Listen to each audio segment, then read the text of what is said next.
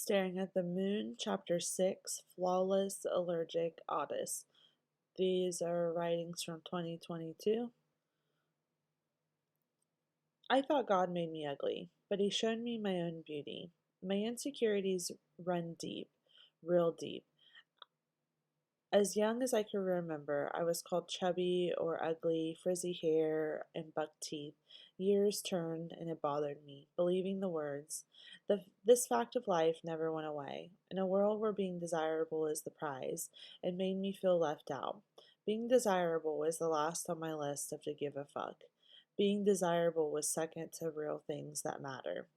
Growing up and putting the goal of desirability on the back burner, it helped me to grow in ways that people won't reach. When people spend time and money on hair, nails, tanning, clothes, injections, and the list continues, women and men, boys and girls spend a lot of time and money on being desirable, looking like something someone wants. That is the cut and dry. What we all forget, age. Age hits you. A life searching to be desirable, running into salons to look better. You let your mind slip.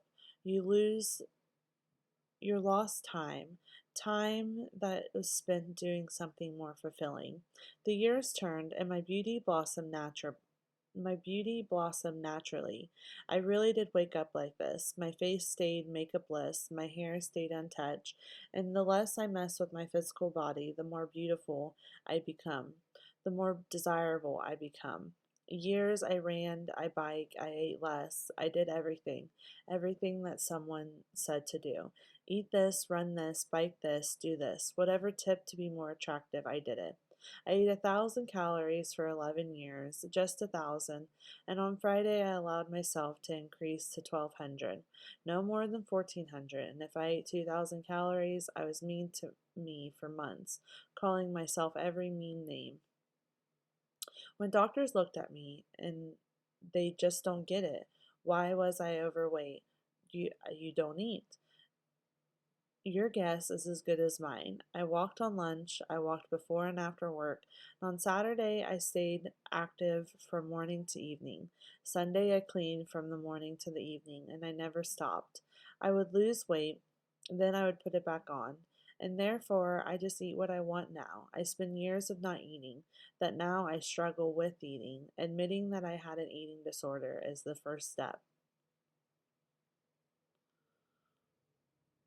There was a season of my life that I lived on fiber gummies. Not eating enough was causing my bowels to not work, making me constipated. And if I started eating fruits, then it would tell my mind to eat. Then I would want food. To trick my mind from wanting food, I ate fiber gummies. It filled my stomach and helped me poop. That would help me lose weight. And if I ate nothing but fiber gummies, then I would just get all my fat out until I ate too much gelatin and it started affecting my system, having the opposite effect my thought process of my insecurity. More fiber, more bowel movements. It started to make me sick. I had to stop, and by the end of the day of 100 calories, I would only eat 100 calories during the day if I wanted dinner. Then I would eat a 500 calorie dinner, a 1,600 calories of trail mix, and if I was a good girl, I got 2 cookies, no more. And if I was really good, then I got a scoop of Nestle Quick with almond. All while I biked 5 miles in the morning, while I walked 2 miles at lunch, while I hiked 2 miles in the evening. And it was not enough energy for what I was doing. The constant striving to be skinnier was leaving me emotionless, numb to it all, feeling nothing. My exercise was always cardio. My Fitbit told me to walk 10,000 steps, and I did it every day, waking up, losing sleep to get my steps in. And I would run around the building in small time that I had for myself. I spun my wheels quite literally. Then one day I took my exercise monitoring device off. For years it was on, and I didn't move unless it told me I was, and if it was not charged, I didn't move. And one day I took it off, and around the time I wiped my makeup off, I stopped putting my tracking device on, and I started to move my body in a way it craved. I never chose yoga as part of my exercise regimen. Side note, exercise monitoring device is great to help you guide. I wore one for 10 years and I needed to cut the chain. It was not going to increase my steps. I only had so much time. Time for stretch training was not fitting in my schedule. And if I did yoga for muscular skeletal exercise, it didn't hit my green bar. Not hitting my green bar, it would remind me that I was not enough.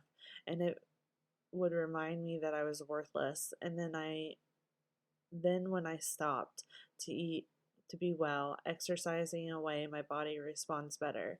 I got better. Days in the darkness of my cycle, I would remind myself in where I feel I am not enough, that I could be doing more. I reminded myself of where I came from, where I was when this started. Years of starving, feeling sad, feeling fat, feeling worthless.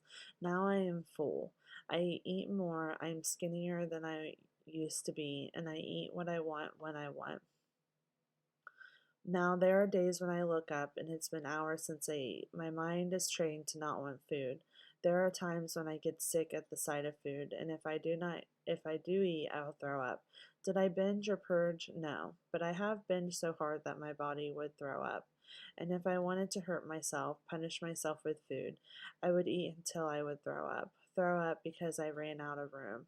Then I would not eat for the next 6 days, upset with myself that I always do this, self sabotage myself, destroy my growth. The miles I ran, the miles I biked, the hours I worked, the food I didn't eat, just to throw it away on bottomless Chinese, destroying my growth with Oreos, drowning my progress with my addiction. Am I in the place Am I in a place that I have it all figured out? No. Do I work out like I should? No. Am I in a phase in my life that I need to reserve my energy? My mental health is rocky, and pushing myself too hard, it will crash me into a brick wall. And if I don't allow myself imperfection, I will spin in the tornado of not enough. And that sometimes I just do the best I can do, be kind to myself, and try a little harder tomorrow. And if I wake up and try to be as good as I once was, I will crash. Taking it easy is just as important as hustling, Sunflower. The end. And again, I wrote this in 2022.